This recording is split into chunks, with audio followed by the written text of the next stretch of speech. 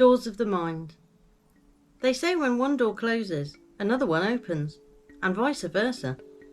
And it seems to be used in relation to opportunity and describing being at a turning point or crossroads in your life. Pick a road, pick a door. But as a concept for a mental layout, I believe it also works well for some people. Thinking of your thoughts as corridors, and each decision you made or life event has a room added to the house of your life, sometimes accessible as a memory, as if you can pop by and open the door, to glance in on what once was, for nostalgia, or for purpose to learn from. But sometimes it is speculated that we aren't the only ones with access to those doors. Things can find their way through those doors from the other side, either waiting for you to go back into that room, or may stray from the confines and be found wandering the hallways. This is all talking of a waking conscious mind. There would be another layer of potential sinister when you factor in sleep and the subconscious.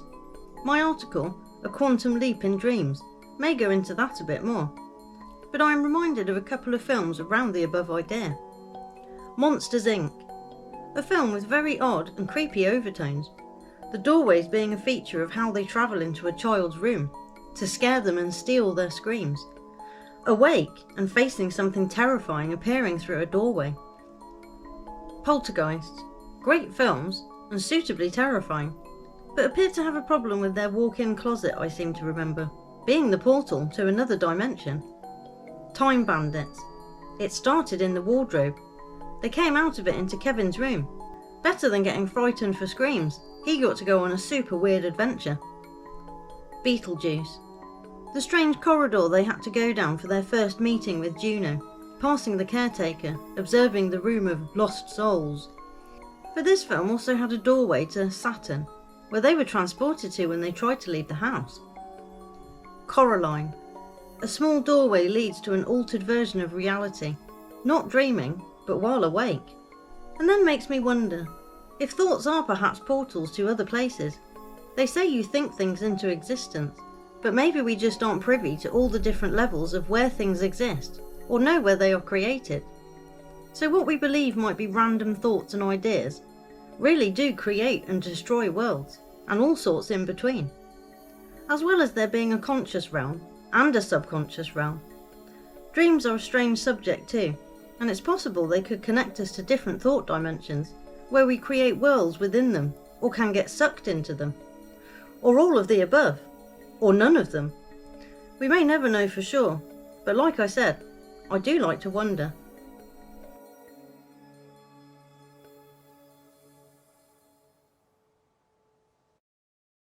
A Quantum Leap in Dreams. Remember the TV show Quantum Leap? I used to thoroughly enjoy watching it. The funny yet poignant task Sam had to complete each time. Just trying to find that final leap to get home, and I guess, be himself. But I thought of it again recently, in relation to dreams.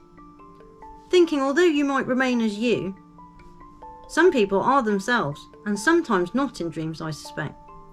You are transported to different places and times. And as we don't actually know what happens when we dream, or where our consciousness wanders to if it is indeed away from our physical realm, who can say for sure? Dreaming and sleep have been the subject of many studies and experiments, so it is of interest to the establishment in some format.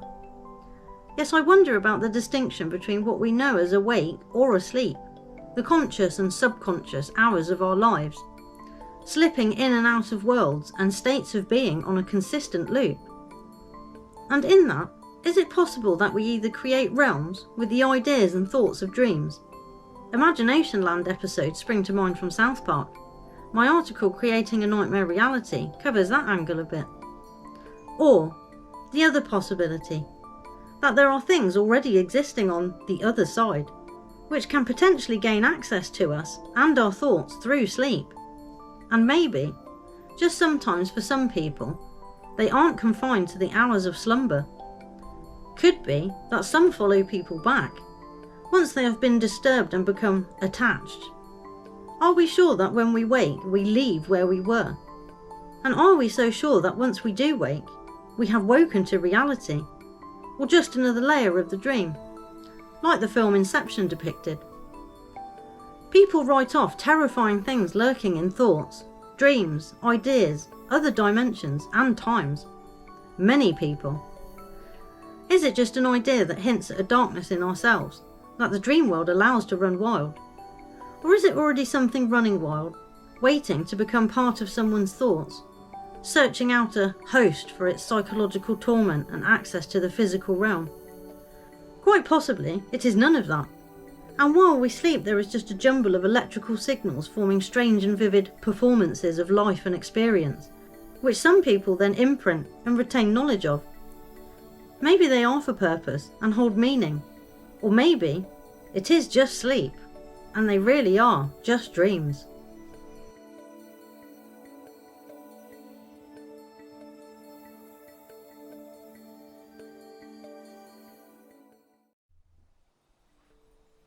Dreamy or terrifying?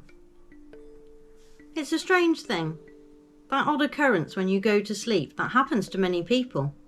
You dream. There have been studies, thought, ideas and speculations about what happens and where we go when it does. Some say it's our astral self experiencing things on another type of reality. Others think it could be just a bunch of electronic impulses creating images and thoughts while we sleep. But whatever is actually going on, you can't deny that some of the ideas are really quite interesting, if you like that sort of thing. Night terrors. A strange experience for those who go through it, acting out terrifying events in your dream, they say. I can only presume that the normal mechanism of our bodies and minds, recognising and acknowledging the separation time of sleep, is absent in those people. And when encountering something that requires a reaction in the dream world, the body reacts in the normal realm to the other stimuli. Perhaps. Nightmares.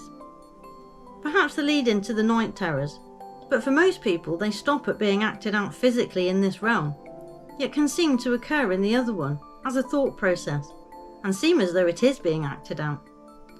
Perhaps in a virtual reality kind of way, Matrix style. Because that was all done in their head, lying in a chair.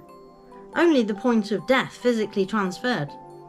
So, same setup for nightmares and maybe even dreams, where you are plugged in to wherever it is that we go, and your consciousness is transferred somewhere else. Maybe the nightmares are where you get trapped in between, and you are in both, which is where it gets extra weird. The films Nightmare on Elm Street spring to mind here, and if you know them, you'll know why. Sleep realm. It's a strange thing to know we are kind of absent from our lives for around 6 to 8 hours per day, although there are speculations by some that we do go somewhere else and have experiences there too.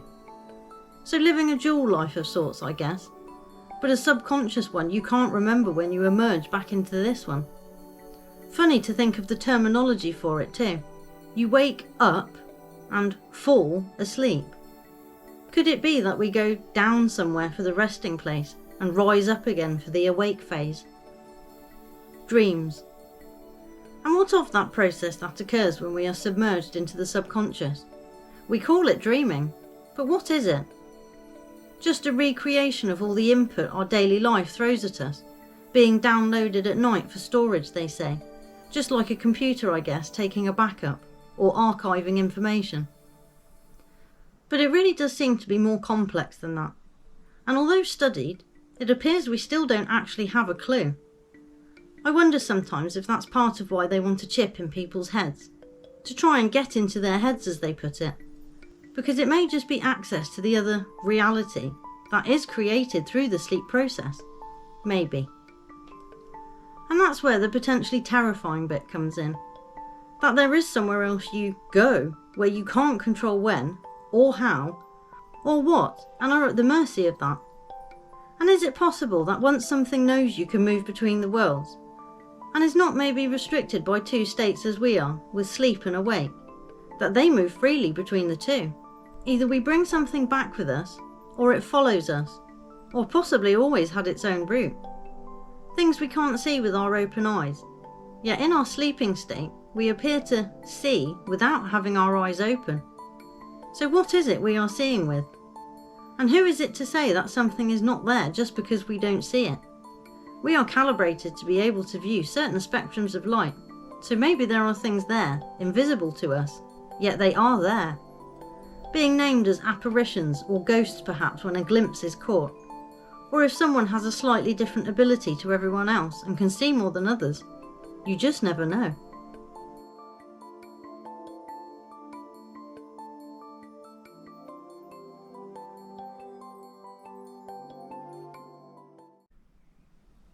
Are you dreaming?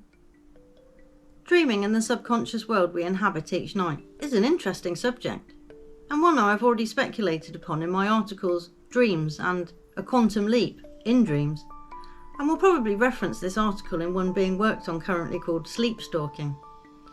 But this one is for the meanings and beliefs around them, from other cultures and times, and how they were viewed, and to a point, probably still are today. It's a strange thing that no one can really define, test, or prove with any certainty, yet many people experience them in some form. It's interesting once you start to read about how they are viewed or understood by different parts of the world. Baku Yokai, Japanese dream devourer.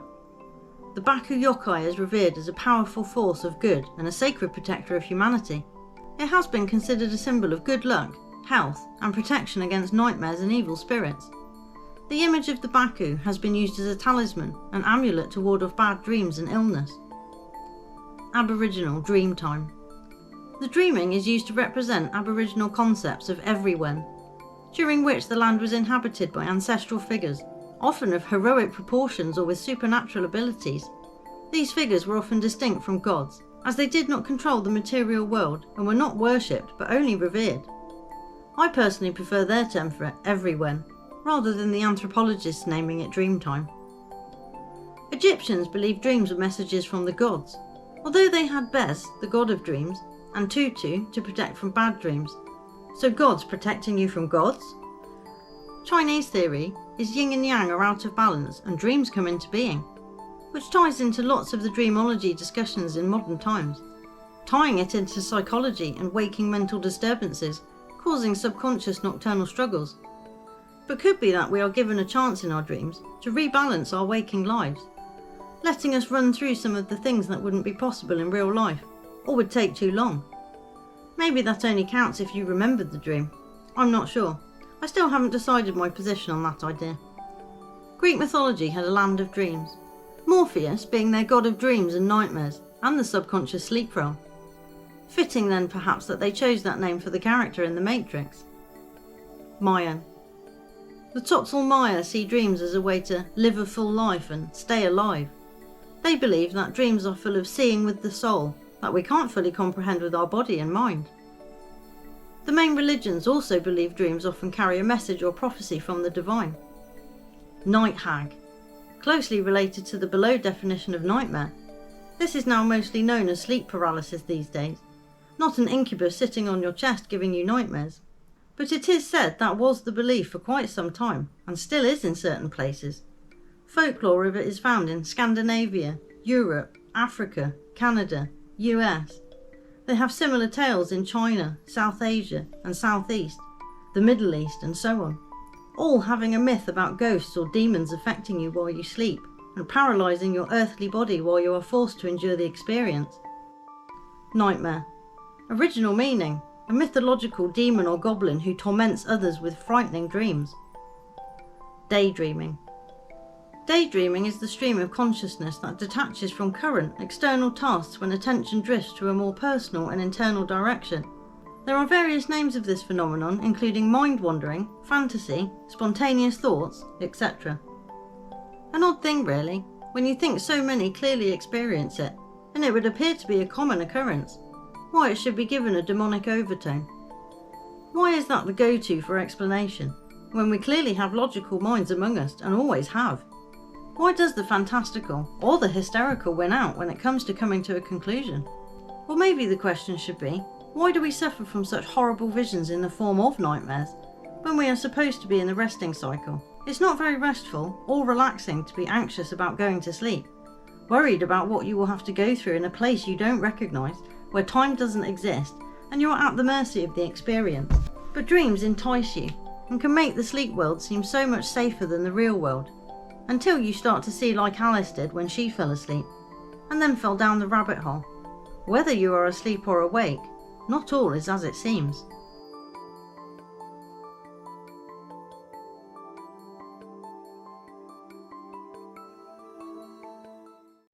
Sleep stalking.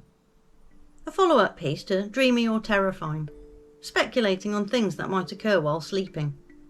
Subconscious, possibly supernatural things that seem to occur a bit out of our realm. But maybe that's because they are out of our realm. And perhaps when we sleep, or are in a certain state, we too wander from what we would normally consider here. A couple of films first of how this thought manifested. The first one has been thought of by me a number of times, and quite possibly countless others over the years, as the concept was a new and shocking one at the time. And of course, I've mentioned before, psychological genius in the horror genre, to make you afraid of something you have to do every night: sleep. Nightmare on Elm Street. If you don't know it, look it up and you'll understand. But for those who do know it, may or may not have been impacted by it, but some certainly were.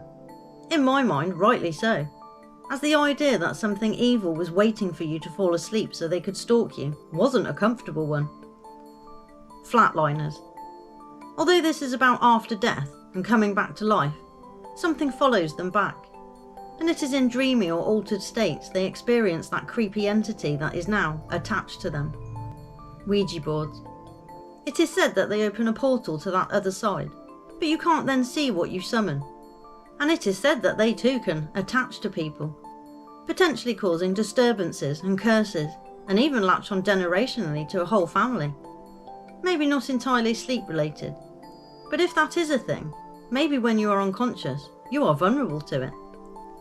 Succubus and incubus, both sleep demons, and are the male and female counterparts for seducing people in their sleep. Sounds quite stalky to me, but it shows that there have been ideas of something latching onto you in your subconscious state for quite some time.